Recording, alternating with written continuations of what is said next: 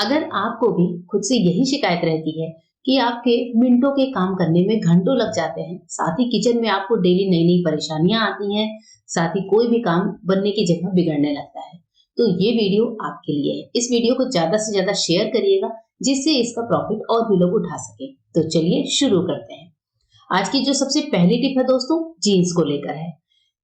Jeans ladies, बच्चे, बड़े सभी पहनते हैं, लेकिन सबकी एक ही प्रॉब्लम होती है कि इसमें जो चेन होती है, जो रनर होता है, वो चेन कई बार होता है कि हमें पता भी नहीं चलता, चेन खुल जाती है, रनर जो है ढीला होता है और रनर खिसक कर नीचे आ जाता है। तो क्यों ना एक काम किया जाए, जहां तक जाकर आपकी चेन का रनर फिट होता है, यानी कि जहां तक जाकर वो चढ़ता है, उस जगह पर आपको एक छोटे से हुक का इस्तेमाल करना है।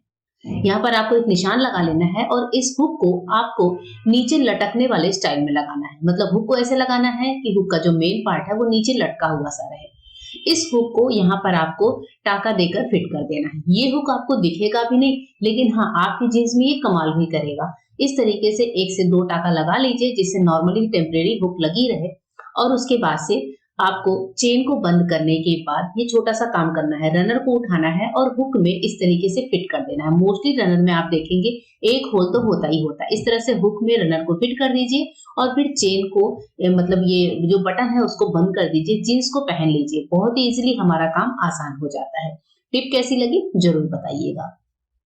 एक और टिप जीन्स के बेल्ट को लेकर है। जीन्स का बेल्ट जब भी हम बंद करते हैं तो ये एक कॉमन सी प्रॉब्लम होती है कि जो बेल्ट होती है वो ऊपर होती है, साथ ही जीन्स सरक कर नीचे आ जाती है। मतलब बेल्ट और जो हमारी जीन्स है वो दोनों एक डायरेक्शन में नहीं होती हैं और देखने में काफी ज्यादा बुरा लगता है।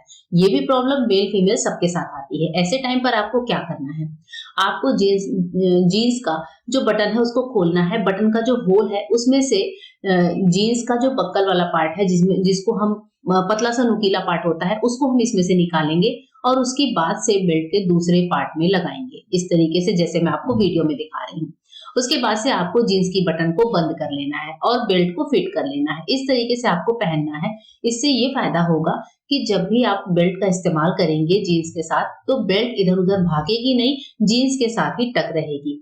ये काम आप बच्चों और बड़ों सबकी जीन्स में कर सकते हैं। नेक्स्ट एक और टिप बताती हूँ, नींबू के साथ। मोस्टली नींबू को हम लोग ऐसे काटते हैं, आपने देखा ही होगा, और हम इजी वे में काटते भी हैं। लेकिन नींबू को क्या आपने कभी खड़े में इस तरह से, यानी कि उल्टी डायरेक्शन में काटा है?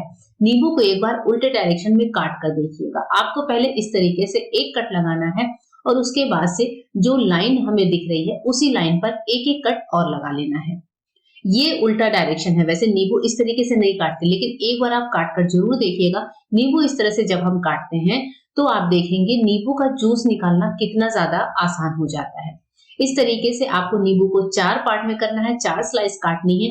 ऊपर की ये जो स्लाइस दिख रही है, पतली सी लाइन दिख रही है, इसको भी काट कर आपको अलग कर लेना है।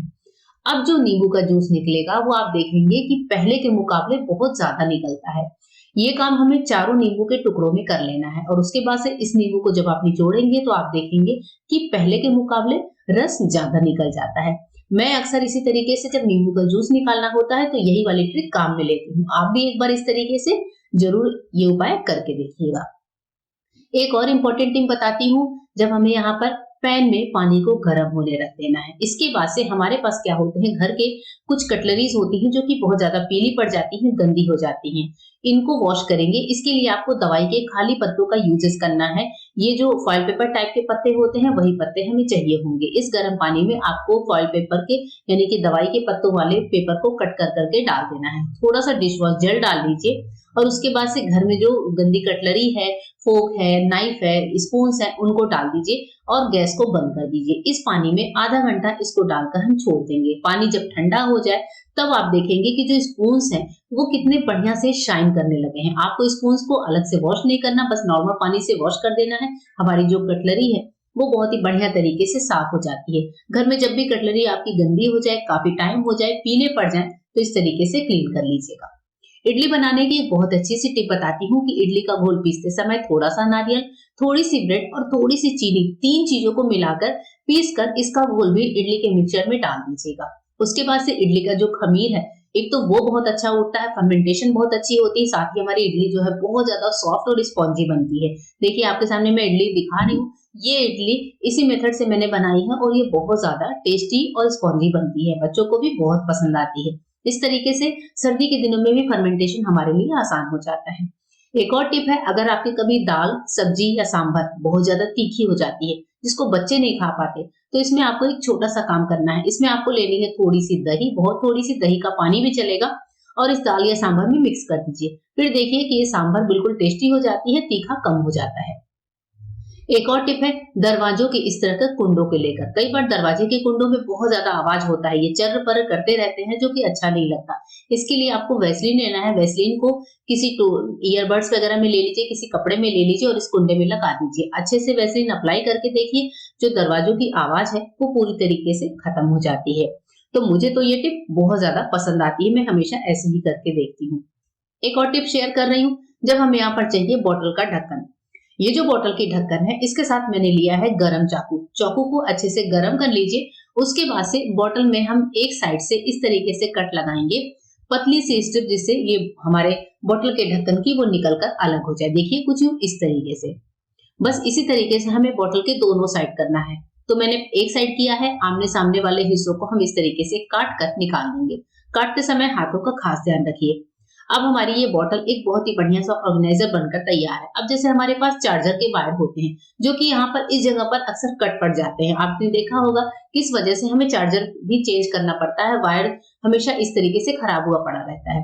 ऐसे टाइम पर आपको क्या करना है, बॉटल के ढक्कन में चार्जर को इस तरीके से एडजस्ट करिए कि हमारा जो कटा फटा पार्ट है वो बॉटल के अंदर आना चाहिए। बस चार्जर का अब बाहर वाला पार्ट है उसको निकाल कर अलग रखिए, जिससे चार्जिंग पॉइंट खराब ना हो। उसके बाद से ग्लूगन लेना है आपको।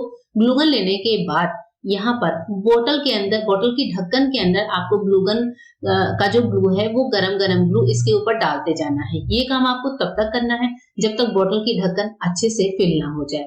तो इसके लिए ग्लूगन को आप चाहें तो 2 से 3 बार गर्म करके भी डाल सकते हैं। अच्छे से ढक्कन को फिल कर दीजिए, जिसमें चार्जर की जो वायर होती है वो अच्छे से अंदर इंसर्ट हो जाए और ग्लू को अच्छे से सूखने दीजिए। जब ये अच्छे से ठंडी हो जाए तो मैं आपको दिखाऊंगी। अभी थोड़ी-थोड़ी सी गर्म है, मैंने इसको टच किया था। इसको हम थोड़ी देर और छोड़ते हैं। अभी हमारी ग्लू पूरी तरह से जम चुकी है। हमारा चार्जर का वायर भी बहुत अच्छे से फिक्स हो चुका है। अब आप अपने फोन में इस चार्जर के वायर को यूज करिए।